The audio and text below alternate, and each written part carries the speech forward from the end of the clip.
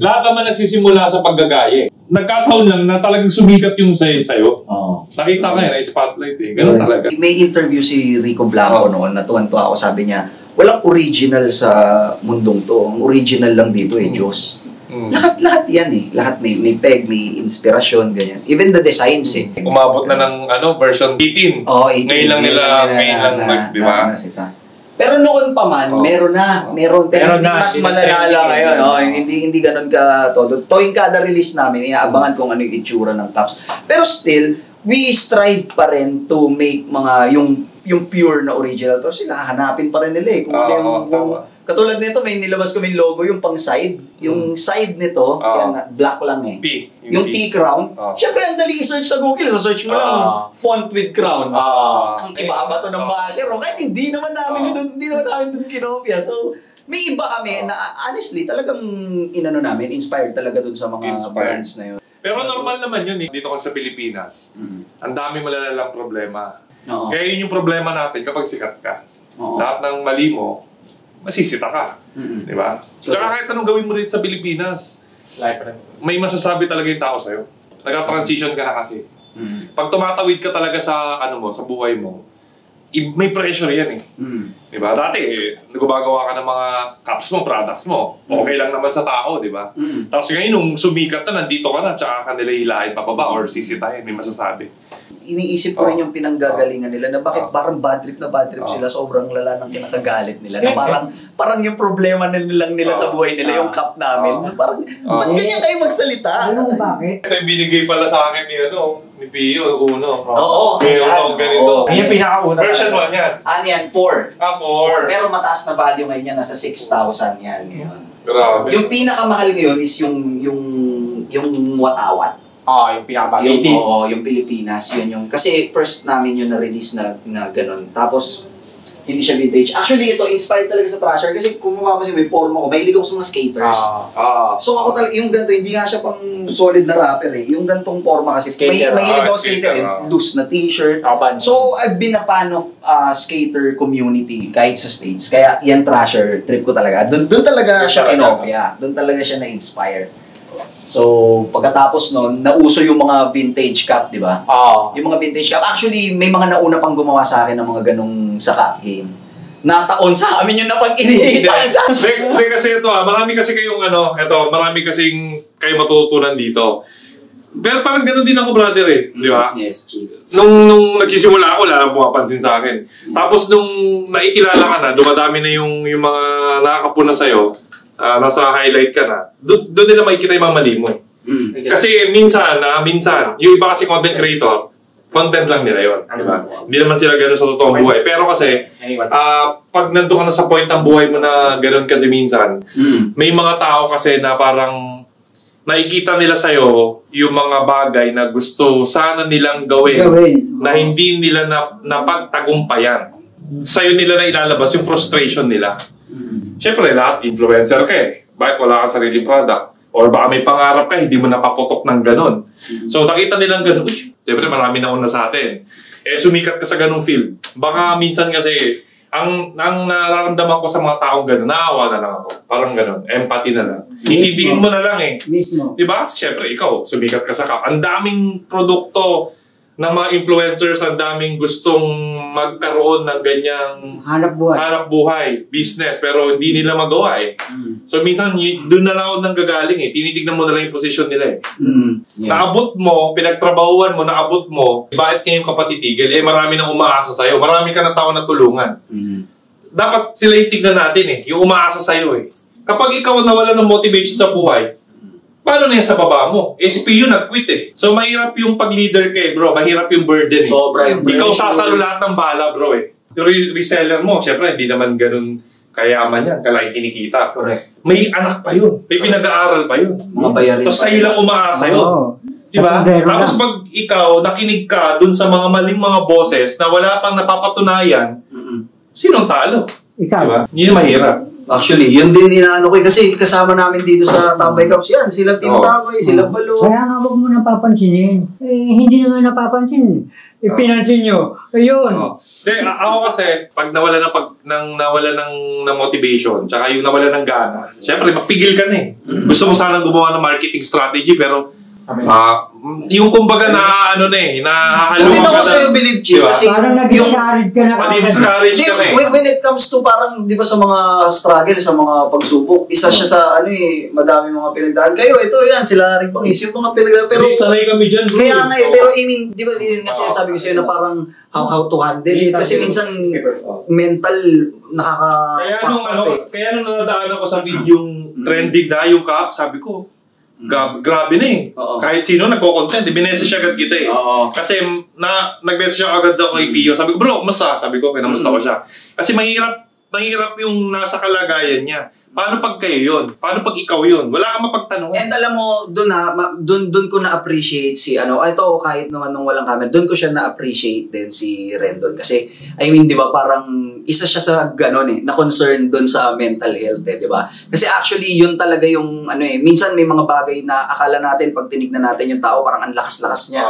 Parang masayahin siyang tao. Parang hindi niya iniinda yung problema, pero deep inside, di ba, sa loob niya, hindi niya lang masabi. Mahirap yun. And yung may tao, pero yung may tao na yun agad yung maiisip. Instead na mag-isip ka pa ng ibang bagay, pero pag merong isang tao na yun agad yung naisip, yung mental health, parang malaking nagmamatter sa akin. Yun ka, na-appreciate ko siya dun sobra. Tadaanan ko yun bro, yung walang taong suporta sa'yo, lahat aayaw. Pati kaibigan mo mismo, sisiraan ka pa. Parang magsasabi pa, imbis na makatulong sumuporta. Kasi doon ako kuha ng ng kumbaga kahit konti lang na magpapatuloy ka eh. Pero lahat wala kang kasama bro. Mahirap nun bro. Sakit nun. Lalo na kapag influencer ka, milyon-milyon yung tao. Bawat post mo, bawat post ng anak mo, pamilya mo, kahit hindi ganun yung post mo, ganun pa rin. Mahirap nun. Pinipilit lang namin maging matapang minsan. Correct, ang ganda nun. May mga tao kasi nakasandal sa atin. Nakasandal sa atin na mas mahirap yung pinagdaraanan na nakikita kasi namin. Hindi na namin kaya, hindi namin alam gagawin namin. Pero no choice ka eh. No choice ka kung di lumaban eh. Kasi kung kami nga hindi natin kaya, what more yung tao nasa baba mo na umaasa lang sa atin. Normal na rin yun kasi marami yan. Maraming negosyante, maraming tao, lalo na ngayon yung mental health, di ba? Grabe. Yung nagsuicide, minsan titigil ka. Correct. Minsan mapapaisip ka eh. Yun ang mahirap kapag nalito ka. Tama ba itong ginagawa ko? Baka iba na lang. Hindi na mahirap di ba? Ganito rin ako yung bash lahat. Siyempre, kapag meron tayong mga problema pinagdadaanan, laging may mas malalang pinagdadaanan na problema na magiging reason para magpatuloy. Kasi, pero yun, minsan pag na-stress ako, magpapahinga ka lang konti, tapos titignan mo lang yung mga inspirasyon mo kung bakit mo ginagawa, tapos tuloy ka pa rin. Mahirap talaga pag leader ka.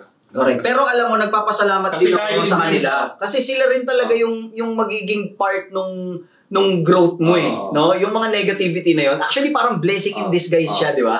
Blessing in disguise siya na magpapatatag pala sa atin. No? Parang mentras binabato ka na ng binabato. Kaya yun yung gusto ko sabihin sa'yo na nagta-transition ka kasi. Tandaan nyo to, bawat pagtawid mo dun sa next level mo, talagang may pressure na hadlangan ka. So, kung nandyan kayo sa sitwasyon na yan, brother, dahil sa'yo na yun, kung anong gagawin mo? Paduduwag ka ba o magpapatuloy ka?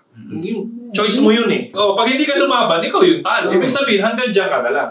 Ibig sabihin, hanggang ganun na lang yung intention mo doon sa mga tao umaasa pala sa'yo. Kaya kung ako na kung palit tayo, lalo pa ako magmamarketing, lalo kong lalakasan. Ganun talaga Kailangan mo lumakas ba? Pahirap ng pahirap yan Mag-i-risk ka pa ulit. Alam naman hanggang dyan na lang yung gagawin mo. Hindi ba pwede yun? Doon ka lalong nangingibabaw. Sa image mo, parang akala ng mga tao sobrang negative din. Kaya doon ko, guys, yun, real talk yun, doon ko siya na-appreciate talaga ng solid. Si Rendon. Kasi nga yung concern yung bigla siyang ganun Yung nangamusta, walang kahit na Alam ko kasi na wala nang pwedeng magpayo sa'yo. Kasi ilan ba Pio Balbuena sa buong Pilipinas? Ilan ba yung may ganyang estado? Na nandito rin sa industriya. Hindi mo kasi mapapayuhan yung isang tao kung hindi mo mismo naranasan Kaya ako kasi galing ako dun, bro. Mga tao sa paligid ko, ayaw din sumama sa akin. Wala na ipag-collab sa akin. Wala makamusta sa'yo, bro Ganun ayaw madamay di ba? Pag kinampihan ka, naku, mababash ako. Depende lang sa perspective ng tao yan Kung ano yung nakikita nila sa'yo. Kasi titignan mo kung good side, bad side, saan ka ba? Ako, kaya ko mag-comment ng bad side, kaya ko mag-comment ng good side. Nasa tao na lang kung ano pipiliin nila. Diba? Galing. Kaya yun yung gusto ko mensahe talaga sa kasi mahirap guys, mahirap talaga yung pinagdaraan namin kasi nakikita nyo lahat na mali namin. Tao rin kami. Correct. Turuan nyo kami. Di ba? Kasi tao lang din kami na nagkataon lang na nasa social media kami na nakikita nyo kaming lahat. Di ba? Kayo ba? Hindi kayo nagkakamali. Kaya nga kami nandito, kaya nga gumagawa ng produkto si Pio para makatulong. Sino ba gagawa niyan? Sino magbebenta niya? Na naman siya rin. Kaya nga kami nagde-negosyo para makapagbigay ng trabaho Correct. Di ba? I-guide nyo rin kami para mas marami tayong matulungan. Lalim no, pare. Hindi, grabe. Nilautan ako Iba yun, bro. Mensahe. Grabe yun. Hindi nyo kasi alam yung pinagdaraanan ng tao minsan. Correct. Hindi nyo siya kilala. Kaya mahirap na para mag-judge ka. Yung mga hindi naman. Lalo na negosyo. Lalo na negosyo. Diyan kinukuha ni Pio lahat ng pambuhay niya doon sa pamilya niya tsaka sa mga tao na sa baba niya. Correct. Kaya yun, kami okay lang, siraan nyo, okay lang Pero pag nadamay na kasi negosyo, ang sakit sa amin na may madadamay na isang tao. Totoo! Okay, yun! Yung hindi bibilihin, halimbawa, actually, mas concern ko yun yung mga resellers, di ba, ang dami. Okay, nagkaroon ng mga trolls, nagkaroon ng mga nakalock profile. Okay yun, nagigets ko sila lahat. Hindi ako sila na may pinanggagalingan naman talaga and may point naman talaga lahat. Pero yung stress sa akin na parang nagiging madiin na, tapos naapektuhan na yung mga reseller na parang nakikita ko pati yung reseller. Hindi ko kasi gusto yun Hindi ko gusto yun na parang, ipagtanggol nyo ako mga reseller. Ayoko nang ganun yung makikreate ka ng ganun. Naranasan ko yun, brother. Kaya nafe-feel ko kung saan nanggagaling Kasi, alam yung isang reseller, kung may pinapaaral yun, or may sakit yung pamilya, na doon lang siya sasakap na yun, biglang binash ninyo. Tapos hindi nakabenta. Diba? Yun yung masakit sa amin. Tayo, kaya natin, bro. Anytime, bro. Breakfast natin, hate Oo naman. Kaso, syempre, pag nadami na yung negosyo, tapos may madadami na pamilya na doon lang umaasa, yun yung masakit talaga. Tayo, kaya natin Kaso sila, hindi. Paano yun? Kami na lang. Yun na, ako, sirain nyo ko image ko, okay lang sa akin. Wala na masisira sa akin Kaso, huwag naman yung ibang tao. Huwag naman to. Kaya yung natural ko, kaya yung nagpunta kami sa Palawan, pag may taong naaapi, parang ako na lang. Parang gano'n. Hindi mo napipigilan yung emotion mo Hindi ko napipigilan Kasi nasa yun parang talagang, hindi, kailangan ako dito hindi, kailangan yung tawag yun Grabe yun, man. Kilabutan ako dun. Kaya yun, sana yun nga, ang message, sana may natutunan kayo dito, lalo sa mga kabataan na pupunta kayo sa social media, gusto nyo mag-influencer, gusto nyo magpakita dito.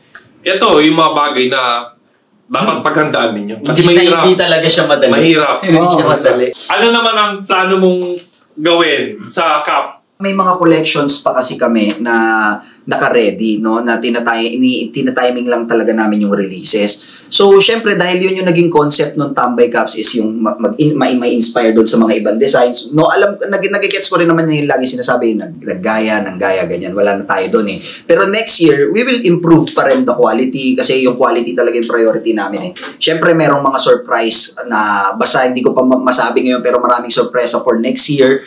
And syempre, we strive pa rin to create ng mga original artworks. Yun din talaga yun. Yun. Yun. So, narinig niyo guys. Huwag kayo magbadali. So, i-improve naman. So, yun. Yes. Abangan na lang natin. Tsaka supporta. Yun. And isa pa, yung sinasabi nila na parang, yun nga daw, bakit daw tambay? Hindi naman, paano makakatulong sa tambay? Kasi syempre, kailangan nga naman din may puhunan, di ba? Para maging reseller sila. So, 10 pieces yung minimum. Sabi ko, meron kaming mga resellers na literal na wala silang pinuhunan. Okay. Basta, ang pipili nun yung mga resellers. So, yun yung parang namin, pensionadong tambay system. Kasi parang wala kang ginagawa, wala kang inambag pensionadong tambay. So, ngayon, yung mga taong yun na walang pampuhunan, lalapit sila sa resellers, may kiusap sila. Tapos, pag nakuha nila na, syempre, kailangan mapagkakatiwalaan sa pera Kasi pera yan Ang gagawin kasi nung mga yun, ipopost nila yung picture for pre-order. Pag ginawa ka nila yung pera, wala ka nang kailangan puhunan. Pero kailangan pagkakatiwalaan yun, hindi siya pwedeng para sa lahat. Kasi di ba yung iba, gagamitin yun para mawasak yung mga i-scam na. So, meron kaming ganun and meron kami mga magandang story talaga na nakakapag-provide na ng panggamot ng pamilya niya. Hindi talaga lang namin niraratrat kasi magmumukha kaming hard sell na parang, yan na yung binibenta mo, yung story na ng tao hindi naman yung binibenta namin talaga yung ganun Yung gusto namin, yung quality ng product, yung nakakatulong ka. Dami naming mga walang puhunan. Ngayon, ang ganda na ng kinikita nila sa Tambay Oo, Cups. nakakabili ng mga motor na bago. Even si Mata lang ngayon may sakit lang siya. Yun din yung isa pang pinagdadaanan namin, Chief, yung sakit ni Mata. Pero tuloy-tuloy, pero isa yun sa top distributor namin and marami siyang reseller, silang mag-asawa ni Mary Joy. Ayun, nakabili na yun ng ano niya, awa na Diyos, ng brand new niya na Ford na pickup truck. Nakabili siya lupa niya. Bili siya lupa niya. Talagang inipon niya rin yun. Magmula nung nagsimula kami, ipon siya. And wala akong handouts doon ha. Yung binigay na pera sa kanya. Wala. Nasabi ko, effective pa rin talaga. Kasi pag handouts ako, yung bigay ako ng bigay, mauubos lalo lang kami lulubog Pero ngayon, yun doon lang ako nalulungkot kasi isa siya sa pinaka namin din na distributor kaso nagkasakit siya. Yun nga sabi ko, naiinis ako kasi kung kailan nagkakotse siya, hindi na siya makadrive. Nagkaroon siya ng leukodystrophy. Pero still, sabi namin, pag nag-uusap kami ni Mata, hindi, may reason yun Diyos. Hanggang ngayon, magkasama pa rin tayo, nakakausap pa rin kita, tuloy pa rin tayo. So, para na sa mga anak mo, sabi ko sa kanya, para sa anak mo, para sa pamilya mo. Ganun. Kaya, salamat din sa inyo, and yun nga, Chief, sobrang salamat. Thank you, brother. So, yun na, narinig ninyo. Ang importante kasi, mag-i-improve pa yung Tambay Cup. Yes, definitely. Hindi namin nahayaan, syempre, na nakikinig din naman. Gagawa naman ng paraan. Yes, and nakikinig din naman kami sa inyo. Hindi naman yun parang yung mga hate nyo. Siguro iba-iba lang kayo ng atake kung paano nyo sabihin yung nararamdaman nyo. Pero lahat kayo naiintindihan naman namin. And sana kami rin maintindihan nyo. yun. Kasi iniintindi ko sila So, gano'n. Oh, yan ha. Peace. Last word, office. Inggit lang yun. Tandaan mo yan. Stop. Inggit lang yun. Alam mo bakit? Hindi na nga sila napapansin pinansin nyo. Ano na? Papatawa. Kaya dapat, Ito kasi kaibigan ko rin syempre yung mga sa ibang influencer. Ano masasabi mo kay MG? masasabi ko lang, huwag naman kami tirahin. Bigla lang yung usap. Hindi naman kami tumitira ng kapwa natin na vlogger Mas pabor pa nga sa amin kung gusto nyo ng mas pabor kami pupunta pa sa inyo. Sige, ito. Kung imbitahan ka ni MG na mag-aharap kayo, mag-explain ka, papabigyan mo ba siya? Ba't ako mag-explain? Wala naman ako mag-explain dapat. Siya daw nagpaliwanag. Dapat siya, hindi ako. Ba't ako mag-explain? Sana naintindihan nyo yung mga sinabi. Isaksak nyo dito at pakinggan nyo. Pag si Balang pumalag namin, icebreaker kahit maintindihan nyo.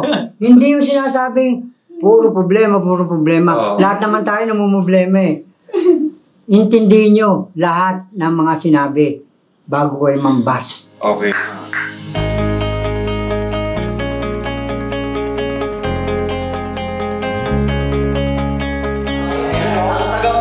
The floor manager. The floor manager. Ayun, no? Ayan, the floor manager. Ito, mga staff. Parang buong second floor. Kinuha mo na pala lahat to. Tapos ito ang ating printing. Dito nagaganap ang mga stickers. Magpa-sticker, syempre, ikaw. Pwede, no? Ayan, no? Mga kaibigan natin. Ayan, mga stickers, guys. Tapos yun, staff room. Ito naman, staff room to.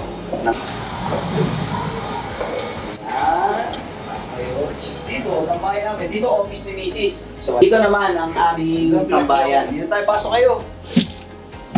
Ito. Nabinting kita. Ito ang ginawa ni Noda Munoz. Kasi sa dinakalam. Uy, ito. Ako laking squatter. Yan, brother, syempre dahil binigyan mo ako ng remembrance ko kay Pio, syempre. I-display natin to sa natin, sa soon office natin, mga kaibigan natin. Wow! Top influencers. Kasi si Jay Brother, binigyan niya ako ng Jordan. Pinapirmahan. Sa Laguna. Oo, sa Laguna. So, syempre, nag-iisang Pio Balbuena yan. So, tambay. Kasi yung kapala na sold out So, eto na lang. Yan. Thank you, Chief. Wala lang kayo. Pirmahan natin to. Pero kasi, Yes, sir. LA. Ayun, no? Go. Ayos. Ayan, no? Pakita natin. Natatakot ako. Pinunta mo kaya sa video. Kumbahan tinitignan eh. Yung ano yung parang may na-featurean, pangitahis of life. Ayun na, syempre, mga hindi na namin naman. I-display natin yan. Kasi mahira yung ganyan. Once in a, ano lang yan. Once in a lifetime lang yan. Rendon XPUV. Kauna-unahang nag-trending sa history ng Yes. Pilipinas sa Camp. Thank Pio you. Balbuena na nakagawa niya. Thank you.